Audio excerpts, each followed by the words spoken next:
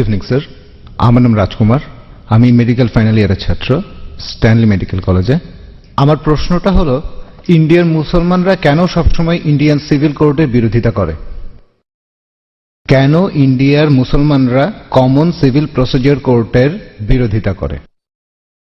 ধন্যবাদ।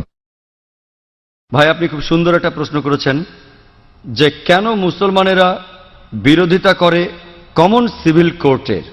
ভাই, আমি কমন সিভিল কোর্টের পক্ষে, কিন্তু সেই কমন সিভিল কোর্টকে হতে হবে সবচেয়ে স্বচ্ছ, যেখানে ন্যায় বিচার পাওয়া যায়। আমি এর পক্ষে। এমনকি যদি ইন্ডিয়ার সমস্ত মুসলমানেরা এর বিরোধিতা করে, আমি ডাক্তার জাকির নায়েকের পক্ষে, এবং আমি তর্ক করতে রাজি, আমি কথা বলতে রাজি আছি, যুক্তির সাথে আলোচনা করতে, কোন নিয়মটা সবচেয়ে সেরা, কোন আইনটা সবচেয়ে সেরা। আর আপনারাই বের করেন যে আইনটা সবচেয়ে বাস্তবসম্মত, সেটা প্রয়োগ করুন। আমি এখানে বলবো যে সারা ইন্ডিয়াতে কমন সিভিল কোর্ট একটাই থাকুক। ক্রিমিনাল কোর্টও, শুধু সিভিল কোর্ট কেন, কমন সিভিল কোর্ট থাকুক, কমন ক্রিমিনাল কোর্টও থাকুক। কিন্তু আমাদের আগে ঠিক করতে হবে যে কোন আইনটা সবচেয়ে সেরা। যেমন একজন হিন্দু মহিলা আমাকে জিজ্ঞেস করেছিলেন, কেন ইসলাম একজন পুরুষকে একাধিক স্ত্রী রাখার অনুমতি দেয়? আমি উত্তর দিয়েছিলাম এবং প্রশংসা পেয়েছিলাম। এই উত্তরে একমত হলে আপনাকে কমন সিভিল কোর্টে লিখতে হবে যে একজন পুরুষ একজনের বেশি স্ত্রী রাখতে পারবেন। আমরা জানি পৃথিবীতে মহিলার সংখ্যা পুরুষের চেয়ে বেশি।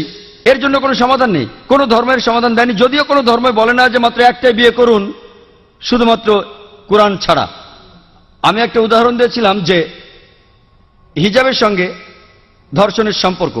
আমি উপমা দিয়েছিলাম যে সবচেয়ে কঠিন যে শাস্তিটা আমরা দিতে পারি, যে সর্বোচ্চ শাস্তিটা আমরা দিতে পারি, যার ফলাফল সবচেয়ে ভালো, যেমন ইসলাম বলে মহিলাদের হিজাব পরা উচিত। কোন পুরুষ কোন মহিলাকে দেখলে তার দৃষ্টি নিচু করবে, তারপরেও যদি কোনো পুরুষ ধর্ষণ করে সে সর্বোচ্চ শাস্তি পাবে, সেটা হলো মৃত্যুদণ্ড। আমি আমেরিকার পরিসংখ্যান দিয়েছিলাম যে 1990 সালে FBI এর রিপোর্ট অনুযায়ী 1756টি ধর্ষণ সংঘটিত হয়েছে প্রত্যেক দিন 1990 সালে। 1996 সালে US ডিপার্টমেন্ট অফ জাস্টিসের রিপোর্ট অনুযায়ী 2713টি ধর্ষণের ঘটনা ঘটেছে প্রত্যেক দিন 1996 সালে। অর্থাৎ প্রতি 32 সেকেন্ডে একটি ধর্ষণ ঘটছে। আমরা এখানে যে 2 ঘন্টা ধরে আছি, আমেরিকায় 200-এরও বেশি ধর্ষণের ঘটনা ঘটে গেছে এই সময়ের মধ্যে। আমি বলছি, যদি আপনারা ইসলামী শরিয়া মেনে চলেন যে যখনই কোনো পুরুষ মহিলার দিকে তাকাবে সে তার দৃষ্টি নিচু করবে, প্রত্যেক মহিলা ইসলামী হিজাব পরবে, পুরো শরীর ঢাকা থাকবে, মুখ ও হাতের কবজি বাঁধে, তারপরে যদি কেউ ধর্ষণ করে সে সর্বোচ্চ শাস্তি পাবে। আমি একটা প্রশ্ন করছি, ধর্ষণের হার কি তাতে বাড়বে, একই রকম থাকবে, নাকি কমে যাবে? এটা কমে যাবে, এটাই বাস্তব আইন। আর আপনারা দেখবেন একটা অনুষ্ঠান দেখিয়েছিল বিবিসিতে, যেখানে বলা হচ্ছিল নাইজেরিয়া সম্পর্কে।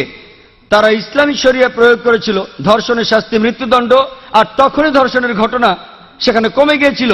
পৃথিবীতে সবচেয়ে কম ধর্ষণের ঘটনা ঘটে সৌদি আরবে। আমি সৌদি আরবের পক্ষে বলছি না, তবে যেটা ভালো তার প্রশংসা করা উচিত। আমি অভিনন্দন জানাই LK আদভানিকে। আমার মনে পড়ছে কয়েক বছর আগে 1999 সালে অক্টোবর মাসে তিনি একটা বিবৃতি দিয়েছিলেন স্বরাষ্ট্রমন্ত্রী হিসেবে যে মৃত্যুদণ্ডই হবে একজন ধর্ষকের শাস্তি। তাকে অভিনন্দন জানাই, তিনি ইসলামের কাছাকাছি এসে গেছেন। হয়তো এর পরে স্বরাষ্ট্রমন্ত্রী বলবেন যে সব মহিলাদের হিজাব পরা উচিত।